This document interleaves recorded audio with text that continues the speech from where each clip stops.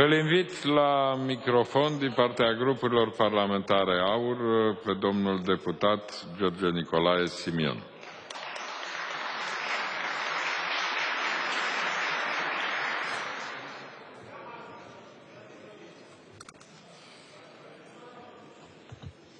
Capul lui Mihai Viteazu de la Torda se ridică și întreabă de ce țara a rămas așa de mică. Și câmpia Turzii tristă îi răspunde lui cu jale, fiindcă astăzi ducem lipsa capului măriei tale.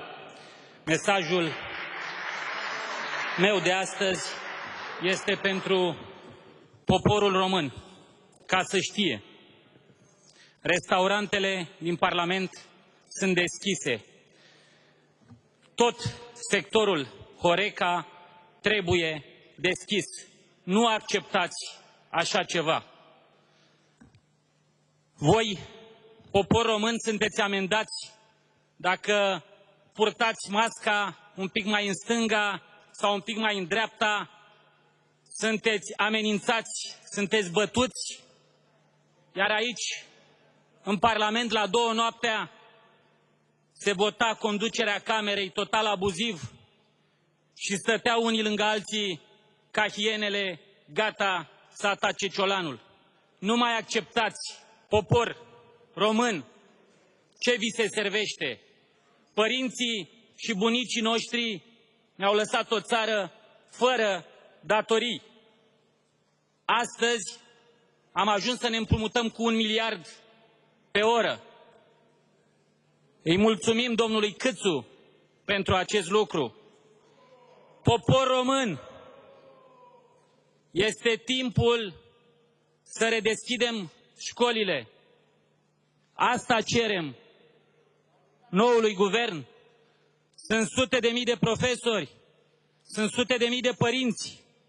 Este în joc viitorul copiilor noștri. Redeschideți școlile pentru a avea un viitor. Știm, domnule deputat, că este vacanță, dar după 10 ianuarie redeschideți școlile, că și dumneavoastră sunteți părinte, știm foarte bine. Și acum vreau să spun românilor, de ce toată graba asta? De ce, în ciuda regulamentului Camerei Deputaților, a trebuit votat pe repede înainte acest guvern, toate comisiile să aibă mașini, secretare, funcții, salarii din banii voștri, popor român. Miza cea mare este bugetul pe care și l-au împărțit și l-au negociat până în ultima secundă. Banii voștri, a fiecăruia dintre voi.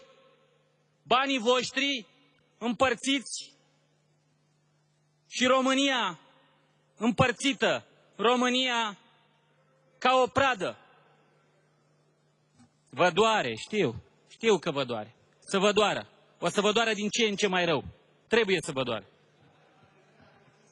Așa că, popor român, refuzați să mai plătiți biruri. Refuzați pe cât posibil să mai plătiți taxe. Luați legătura cu țăranii români și cumpărați direct de la ei.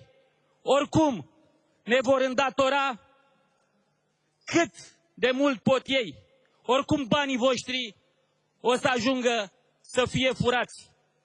Nu mai plătiți biruri, nu mai acceptați. Luptați-vă și redeschideți afacerile. Redeschidem împreună școlile. Și încă ceva.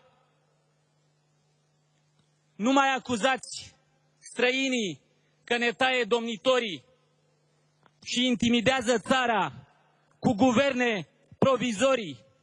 Eu atât aș vrea să aflu, arătându-vă obrazul, oare unde au fost românii când a fost tăiat Viteazu?